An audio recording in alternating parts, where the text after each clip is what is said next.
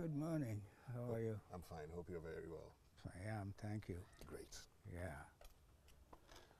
So thank you very much for joining us on The Sages. And on The Sages, we speak to Ghanaians who've lived in this country, seen it all, and they share their experiences with us. Today we're privileged to be in the house of Professor Kofi Asare Opoku. I'm sure you know him. You know him because of his teachings in world religions and African traditional religions, his beliefs also in our culture and our community, and most importantly, his love for the environment. We're in his house to find out from him how his assessment of our dearest country would be right from the period of our struggle for independence to independence and where we are today. Well, it is important because as a 90-year-old person, you know that he was born in the colonial period and so has a better understanding. So, Prof, people have described you as, a teacher. Some have described you as a traditionalist. Some have described you as an environmentalist. For you, who would you say you are? Well, I would say I am first and foremost a student of African culture. Because I believe that the culture that our ancestors left us is one of the most important cultures in the world. It is our culture that makes us who we are, and without it, we are just shadows, you know, following others, imitating others, not knowing precisely who we are, and just floating. But if we are to become a distinct people, a people with confidence, a people with a vision, then we must ground ourselves thoroughly in our culture. I'd like to explore that. Why must we ground ourselves thoroughly in our culture? What is it about our culture that would set us on the path to development? Okay, I start with a proverb from the Congo. And as far as I'm concerned, all Africans are my ancestors. So I say, my Congo ancestors said, the man or the person who is in touch with his origins is a person who will never die. And so if we cling to our culture, if we stand firmly on our culture, we will never die. Okay, but let me just explore that also. Yeah. Because we're learning from you. We're learning about ourselves. And as you can see the environment, you can see all the greens that later on would, you take us on a tour even of your house before we get into Anansi Choir. But let me just find out, why do you say all Africans are your ancestors? Well, I believe that all Africans are one people. It's the Europeans who divided us into Ghana, Nigeria, Kenya, and so on. We were all one people. Humanity began here, you know, and although we lived in various communities or nations, we are the same people. And I identify myself as a descendant of these people who lived before us. And so for me, all Africans, whether they are Kenyans or whatever, they are all my ancestors. And their proverbs and their traditions mean so much to me, and I identify with them. That's who we are. Politically, Nkrumah and the others were talking about Pan-Africanism, but mine is one of cultural unity of Africa. Because as I said, the whole world began here, and everything that we have today has its origins here on this continent. So you will talk about cultural unity. I am more interested in the cultural unity of Africa that makes us who we are. And it is important to always remember to be ourselves, because the greatest gift we can give to the world is not to imitate others and become like others, but to be ourselves, our authentic African selves. This is where our strength, this is where our beauty, this is where our nobility, this is where our wisdom is found, in Africa. Well, I like the sound, and I'm sure you can hear the sounds of the birds and everything here. My name is Winston Amwa, and today we are with Professor Kofi Asare Opoku, and he's telling us more about himself and also about the fact that he is a student of African culture. I like that proverb that says, he who is in touch of his ancestors never dies. Yeah. But we will die eventually, wouldn't we? No, we won't die. We won't die? Because in our traditions, there is no death. What dies is the shell. But essentially, your spirit, what the Akan people call your okra, which is part of the Creator, never dies. That's why we pour libation to our ancestors. If they were dead, we wouldn't talk to them. We talk to them because they are alive. They can't say, I will only die if God dies. And the Akan concept of the okra, the okra, which is part of the Creator. The okra is not an image of the Creator. The okra is part of the substance of God. Just as a wave is part of the ocean, the okra is part of Odumankuma in the Akan religious tradition. And so, if you are a human being, you are called okra tiasifu, an okra that is living. And the okra that is living takes on a shell, this body, you know, which dies at the time of death, but the okra does not die. So the okra is always there because the Odumankuma is always alive. How different is the okra from the soul? Well, the okra is quite different from the soul. There's only one thing that the okra shares with the soul, and that is it survives death, okay? But other than that, the okra is quite different from the soul. The okra is, in fact, a richer concept than the concept of the soul that we talk about in Christianity and in Western philosophy. The soul in Western philosophy and Western Christianity is trapped in the body. The soul is in conflict with the body. The soul is seeking to break out of the body. But my okra, the okra of the Akan, is not in conflict with the body. It's not trapped in the body. It's not seeking to break out of the body. This is fantastic. This is a deep, deep, deep, deep thought that we have ignored. And if we can understand this, we will know who we are and not live some other people's lives for them. Are we living some people's lives for them? We are, because we tend to see ourselves as others see us. What they say about us is what we imbibe, you know, internalize.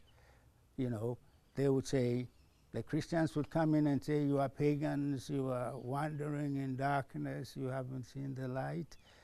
The others would come and say, oh, you are savages, you are primitive, you are this. And this is what we tend to believe about ourselves. But we are not what they say we are. And of course, if you allow somebody to define you, then of course you live the person's image, you live the person's life. When you imbibe what others say about you, you tend to have a feeling that you are not enough, that there is something quite, you know, there's something lacking about. There's absolutely nothing lacking about us as a people. If you believe that you have an okra, which is part of Odumankuma, the substance of God, what an explosive idea. But this idea has been submerged and regarded as pagan or inconsequential. But it is important. This is what our ancestors believed about themselves. They bow to no one. You know, the Akan people say, Okatechiwa Bruchino, Okatechiwa Bibrim. What does that mean? There may be valiant men in Europe, but there are valiant men in Africa.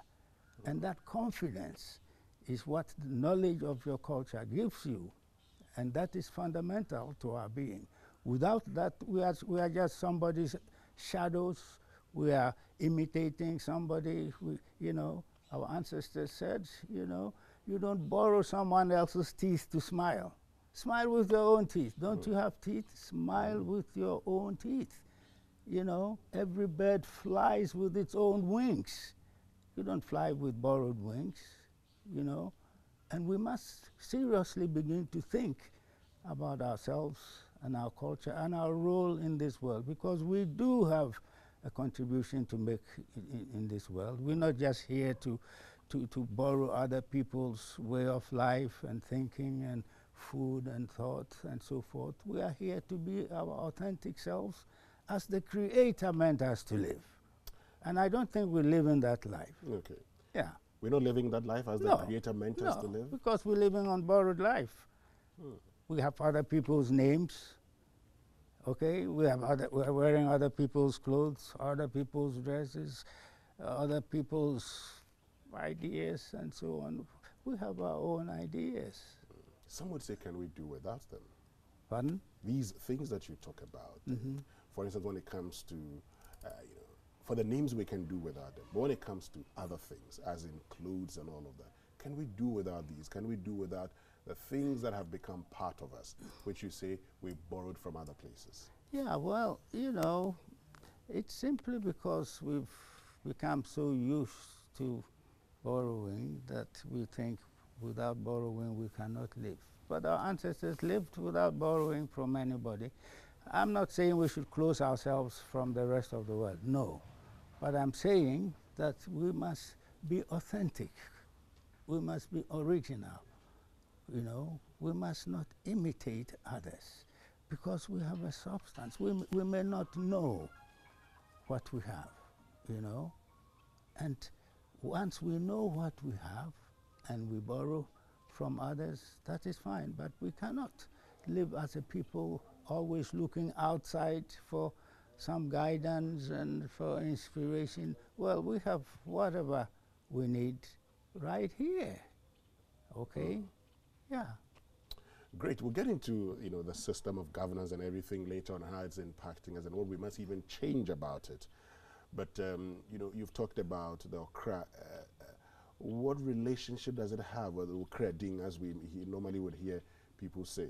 Yeah, well, your Okra-Ding is, people have said that your Okra-Ding is your either your day name or your natal name and so on.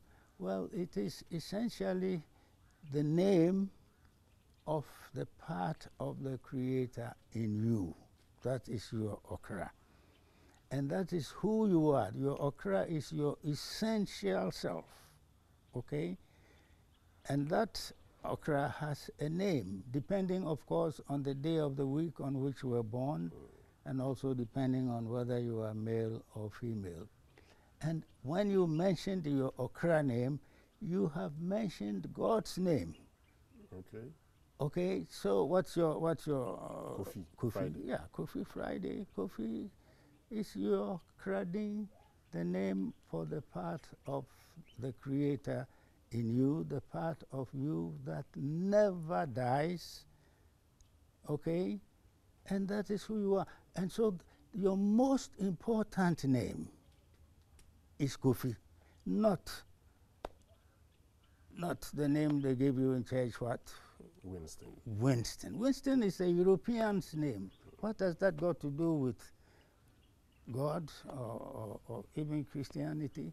It's a European's name. And you have been taught to believe that Wilson is a more honorable or respectable name than Kofi. No, it's miseducation. Because Wilson is a European, an Englishman's name. So, is that who you are? Your identity is European. Because you are a Christian, you have to take a European's name? No. If you're looking for a name that shows that you believe in God, it's Kofi. Yeah, it's Kofi. Because Kofi is the God in you. That's the name. But we've been taught to prefer European names to our own names because they say these names are pagan. They are not. They are purely religious names. And we are among the only people who have such names. Your Okra is the God in you. So if God is in you, okay, and you have a God name, what do you have to do with Nancy and Gertrude and Alice, these names we treasure? It's because of ignorance. Because if we were to study our culture, understand ourselves as a people, we would know that these names that we have here are more worthy and more religious than what's religious about a European name? Nothing. It's part of this indoctrination that we have been subjected to that makes us prefer such names, to our own names. And of course, we think that if we have such names, then it gives us a modicum of respect. Well, you have more than the respect that you think the European name gives you. You have a God name. You're creating, you know, that is you. That is who you are. Prof, I mean, and you've talked about all of these things, having God in you, but let me just find out, as we talk about Krading, do the names, the days have different attributes of God, or it's just the same attributes of God in everybody? Well, every day of the week has its own characteristics, but every Krading is the same. It's a God, the name of God in you, that appeared in this world on a Friday as a male. And so, as a Friday born, you have an appellation, something that describes in detail who you are, your characteristics. A Friday born is Ochini, that is your appellation. Ochini means wandering, not wandering in the sense of aimless wandering, but wandering in the sense of a vine. You notice that the root of the vine starts here, but you see the vine out there. And that means expansion, you know, probing, searching, inquisitiveness. So Friday borns have this characteristic of Ochini. But if you don't have that characteristic, at least it is a means of aspiration. You want to grow into that characteristics. A Saturday born is called Tianankanro, the one who has medicine for the snake bite, you know. And so, I mean, some people say Atuapuma. No, it's not Atuapuma. Atuapim is actually the name, is the title for God. Atuapim. You come to him and you stop. There's nothing beyond him or her. Okay, so the Saturday born has this characteristic of rescuing us from danger, you know, that which would lead to your undoing. A Saturday born has that characteristic. A Sunday born is called Buduya. Buduya is the tail of the animal. What does the animal do with its tail? It protects itself from the pests and the flies. So Sunday borns are very protective of others, okay? And then Monday is Okoto. Okoto is calm, cool, the normal temperature of water, Ejo, the normal suppliant, tranquil, peaceful. And so in the account calendar, Monday is the first day of the week. Okay. You know, that's why we say, for instance, in Ekwapim, we start Yojura on Monday. It's a day, it's cool, you start with coolness, there may be heat afterwards, but, you know, and so Monday borns have this characteristic of being peaceful, tranquil, you know, suppliant. Tuesday borns are warm and compassionate, Ojam, Ojam, Ojam, you know. And Wednesday borns are vicarious heroes. They lay down their lives for others. So Koko Anansi, well, we learn from him, you know. The opposite, the lesson in the Anansi story is the opposite of what Anansi does. When he plays tricks, he suffers for it. And so children learn not to do what Anansi did. Nobody is encouraged to do what Anansi did, but Anansi has laid down his life for us to learn from him. And then Thursday borns are Prekon, you know, bold, intrepid, fearless, you know.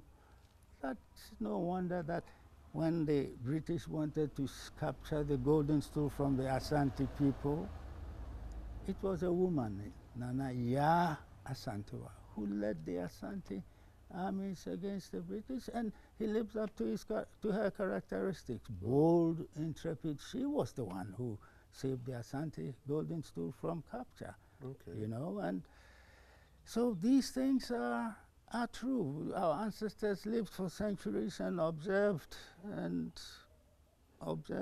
everything and came with these conclusions that we need to know about ourselves. But if you are called Wilson, so Wilson was a European, so what? Instead of knowing that your name, Kofi, is the name of Okra, is the name for the God in you. Of course, this God is not the Father of Jesus Christ, but this is the name for the Odomankoma in you. Okay. And if you knew this, see how empowering it would be for you to know that God is in you. Yeah. And you walk like, that you are just a worthless person who needs to be saved or who needs to be civilized according to the Europeans. You learn our language and then but you have your own language. And this makes you a powerful human being. Sure, sure.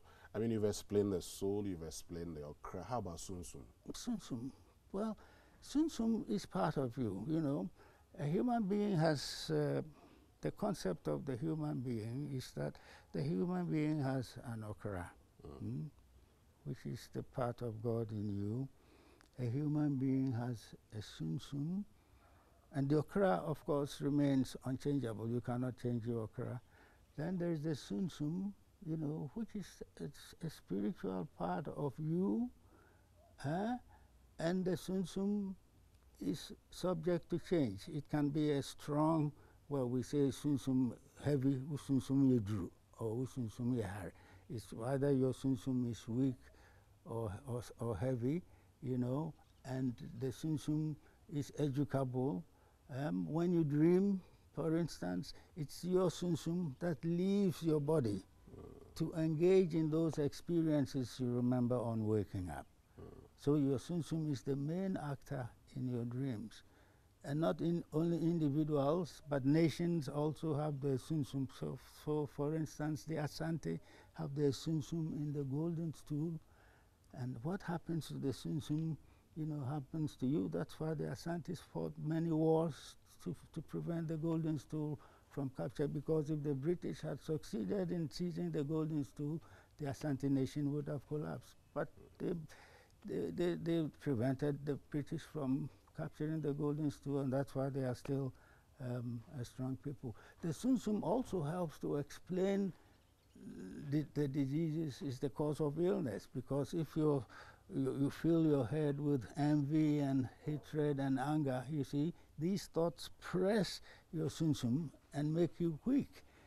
And so when you go to a herbalist, what the herbalist does is the herbalist engages you in a conversation, and in the course of the conversation, the weight that has been exerted on your Sunsum that has made you sick begins to become lighter and lighter, and then the medicine man will give you some herbal plants to complete the process. So the Sunsum is a very important part of who you are. Then we also have what we call the Ntoro or Ntoro, which comes from your father's line, You have, that explains your characteristics as a person, And these Ntoro groups, there are 12 of them among the Akan, Bosom Pra, Bosom Train, Bosom Jurabi, and so on, And this comes from your father. And then the last thing is your Moja, or your Ntong, because Akan is matrilineal, you see. We have 8 clans among the Akan. The Fanti have 7, and these clans are the basis of our social organization. So we organize our society as Akan on the basis of our concept of the human person. And that is why we have Oyoko, Asene, Bretu, Edriana, and so on, Asuna, Koana, Asuna, you see. And each of the clans has what we call Achineboa, or a totem. Achineboa is an animal that played a very important role in the life of the people. Either the animal saved them from being exterminated by their enemies, or whether these animals, who have become sacred animals, led them to sources of water supply, these animals played a critical role in the life of each of the clans. And there's a great history that we don't know. We don't study these histories in school. But if we did, you know, we would know who we are as a people. But we don't. So we are ignorant of ourselves. We may think, oh, this history is unimportant, you know, it's the history of Europe or the biblical stories of, you know, but we have some incredible histories in all these clans of the Akan, and there are some of the other communities in Ghana have their own histories as well. And if we don't know our own history, and we are simply, well, living, we say we are Ghanaians, what does that mean? You know, Ghana is a recent creation, but as an Oyoko, I am an Oyoko because my mother was an Oyoko from Usuta in Asante, you know. And I identify myself with the Oyoko people with a great history, and our totem is the crow, is the hawk, you know, the fierce hawk which protects the golden stool.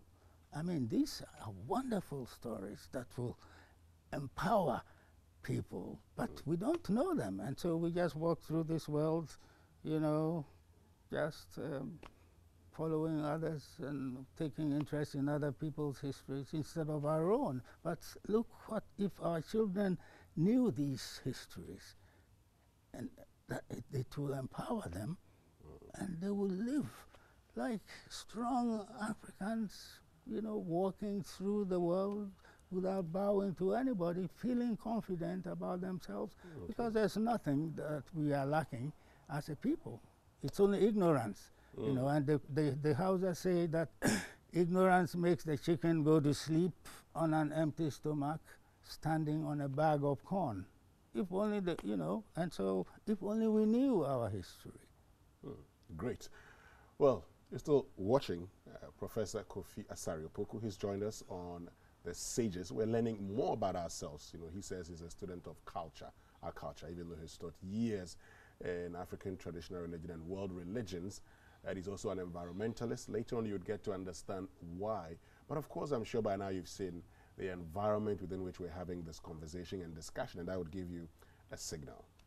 Let's get into a few things. And because you are 90 years, I mean, and Ghana is 66 years, you're actually 24 years when we gained independence. So let's do something. Let's go back, you know, and find out your recollections. First, during the period of, you know, the colonial period, and even our struggle for independence and independence. What are some of the recollections that you have? Well, when we were colonized people. I started school precisely on January 7th, 1940. That's 83 years ago. Yes. Wow. And, you know, I went to primary 1 at the Akropong Presbyterian Teachers Training College practice school. And you see, in those days, we were taught in Cree. Class 1, class 2, class 3, everything was in Cree. So, you know, we understood everything. Of course, I could read or write before I went to school because my brothers and so on, you know, taught me. But so everything was in Cree.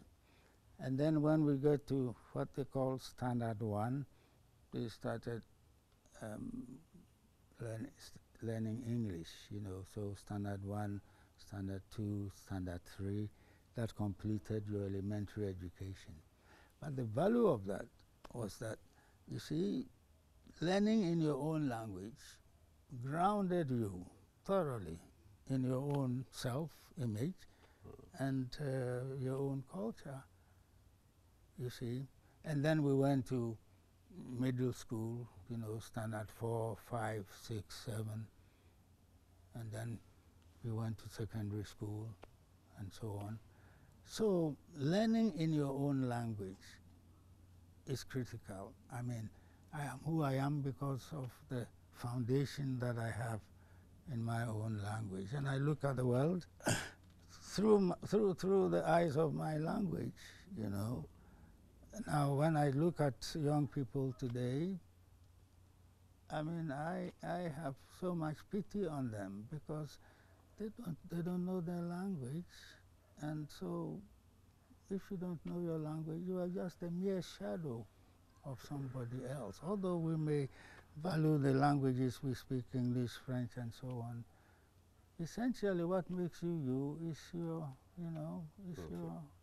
your language. So if you look at the colonial period, and if you look at the fight for independence, the independence period, and you look at post-independence, what would be your assessment of this country? But before we get into the assessment of the country Ghana today, so what are some of the fond memories, for instance, you know, that you have during the struggle for independence, for instance, during, you know, the independence era, for instance?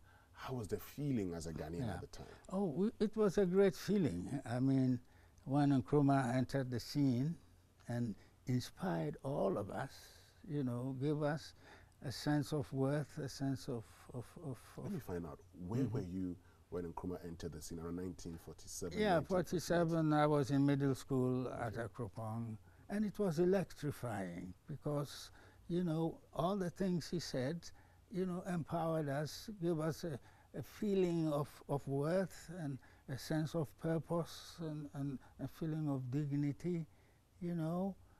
And when he talked about the African personality and so on, suddenly, I mean, under a colonial system, you are just a colonial subject and, you know, you didn't really matter. But Nkrumah made us feel that we mattered, we were Africans, we could do our own thing.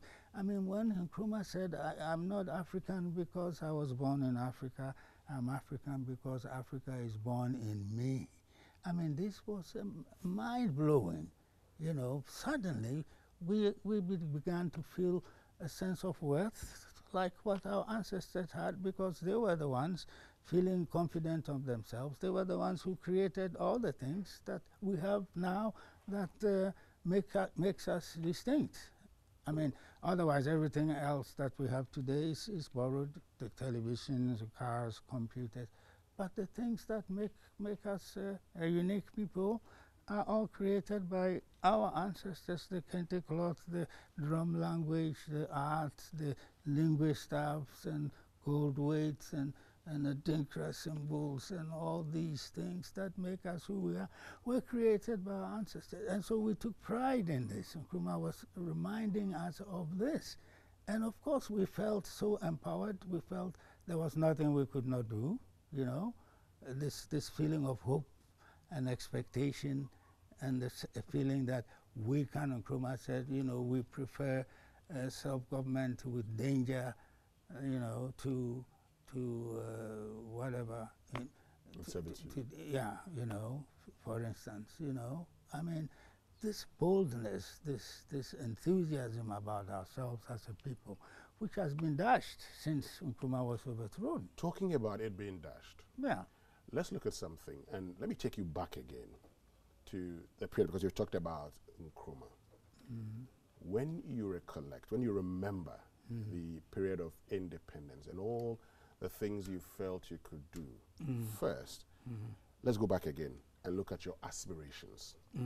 What were those aspirations? Since you've talked about it being dashed, would I assume that your aspirations were you could do everything? How have those aspirations been dashed? But if I don't get your aspirations right, you could tell us again your aspirations at the time of independence, because of all Kwame Nkrumah had told you, and how these aspirations have been dashed. Yeah, well, you know, our aspirations at the time of independence, that we were going to be, we're going to industrialize, we're going to manufacture things, we're going to do things that like everybody else, you know.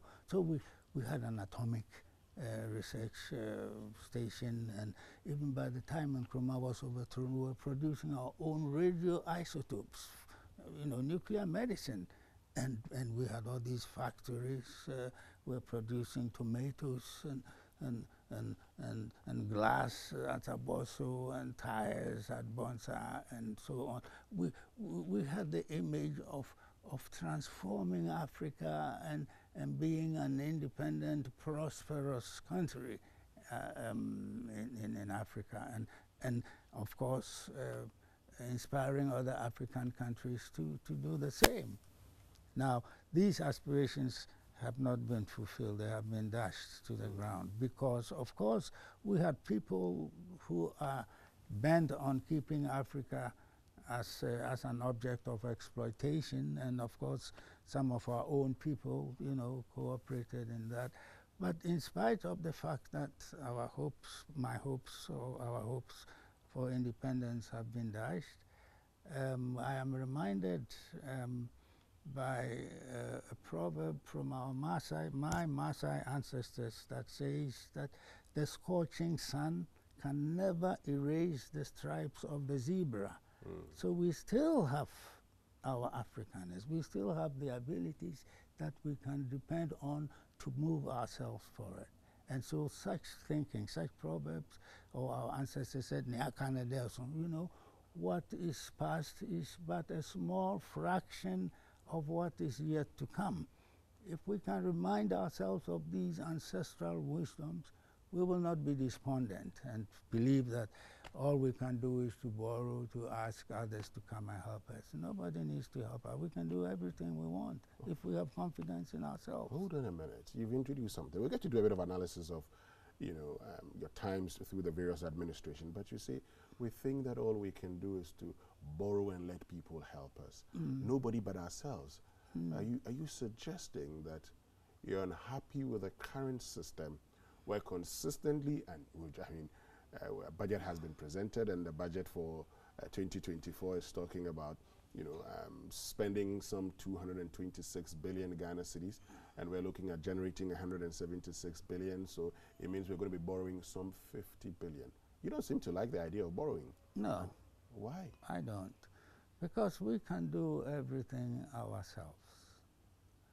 Somebody has taught us that we need to be saved, or we need to be helped or assisted by somebody else before we can do anything.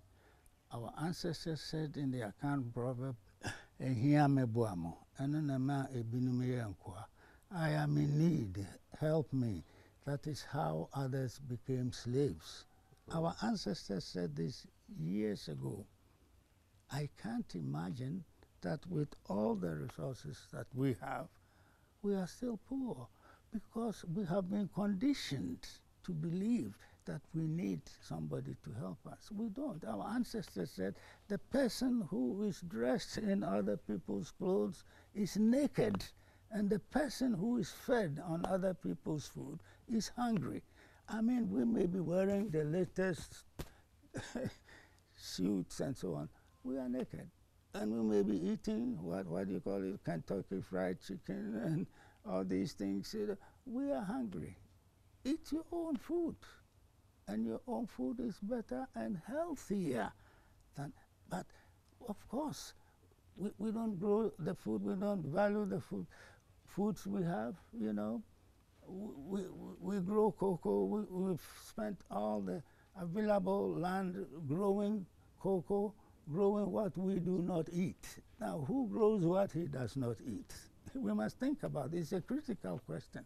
But we can manage our resources in such a way that we wouldn't depend on anybody. Of course, those who give are keen on giving. Their generosity, we are objects of other people's generosity. But we don't need anybody's help. We have everything that we need.